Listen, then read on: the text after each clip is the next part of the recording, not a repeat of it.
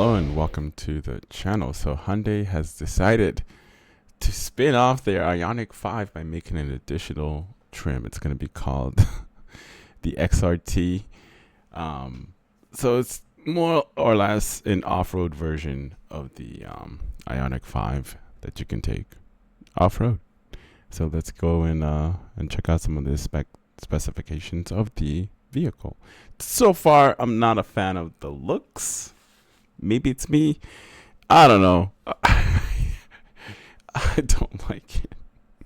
At least the front side, but it makes sense that it's a little bit higher. Obviously, it has to have a higher ride height, but to me, I don't know. And then the front wheels looks bigger than the rear. Maybe it's just the photo and the angle of it. But anyway, let's go check it out. We're gonna see some front. Well, we see the front side. We're gonna check out the rear side of the vehicle as well as. And then, so let's go into it. So let me just move this a little bit. Right here, perfect. Hyundai has refreshed its boxy electric SUV, the Ioniq 5, for 2025. And let me just move this a little bit more. There you go.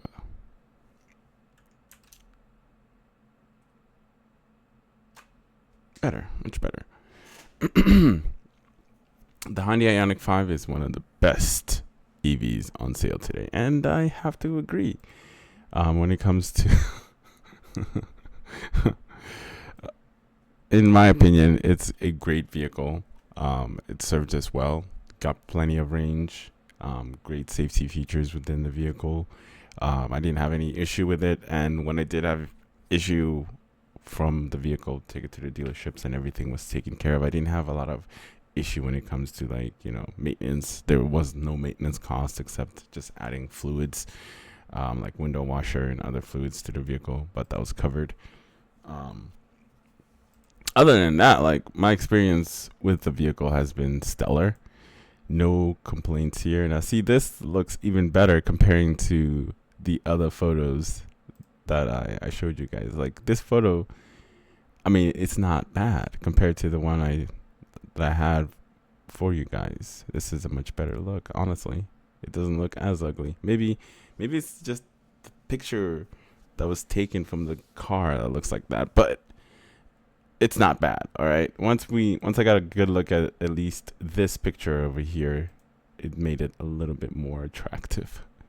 But this is going to be for off-roading, so if you want to do off-roading, but here's the downside of that when you go off-roading, because you're not really going to know how much range you're going to be getting on the said vehicle depending on how far off road you want to go. I mean, it's a nice feature to have, but you can take just the regular Ioniq 5 with longer range, and then you can take that off-road. I mean, you can get through pretty much the simple stuff. It shouldn't be too complicated.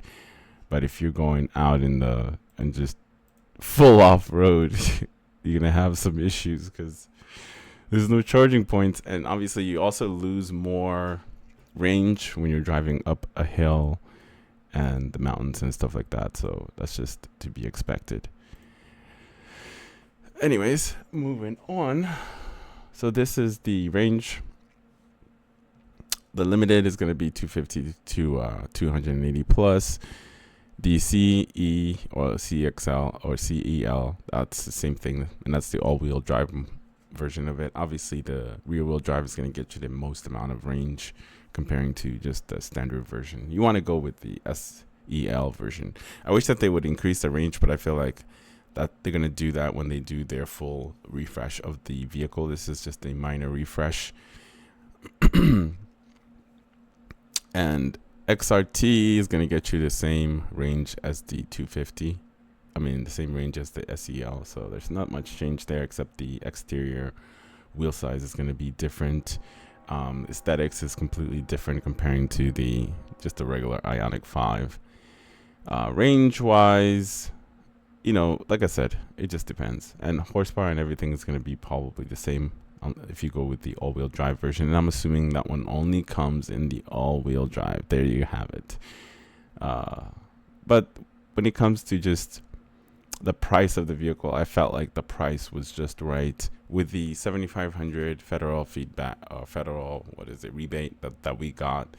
The car wasn't that expensive, and you get state incentive too. At least at the time when I purchased my Ioniq 5, we got that. And the government actually changed some of the rules, so you can actually get that money taken off of the MSRP of the vehicle. So if you can get it at an MSRP or even less than that, because I know just the regular SE and SEL version of the car was actually discounted. Now EVs have, most people that wanted EV has actually gotten the vehicle, so now they're on sale, honestly, and you can even get it for a less price used. You get it for about 30,000, or even less than that, because EV market just crashed like a freaking stone. So these cars are a lot more affordable, and you still get some of the incentive as well too for buying a used EV vehicles. Everything else is the same. The one thing that I do love about the Ioniq 5 is the fast charging, especially when we plugged it into a CCS. It took like 15 to 20 minutes when the temperatures are just right, but when it's cold, obviously it's going to take longer for you to recharge your vehicle. Even if you are using a CCS or in the summertime, it does affect the recharge when you're charging your vehicle. But anyways, let me know in the comments below what your thoughts are about the new vehicle. Everything else stays the same, I'm assuming. Maybe they're going to change the interior a little bit. Hang on, there's a photo of that. Yeah, the interior looks similar to, I think it just looks the same to me, honestly. There's not much change here. I think this is just a higher trim version of the vehicle. Anyway, let me know in the comments below what your thoughts are about the 2025 Hyundai XRT. The extreme version? Is it extreme? I don't know. Are you interested? You want to get an off-road one? Let me know in the comments. Have a good one.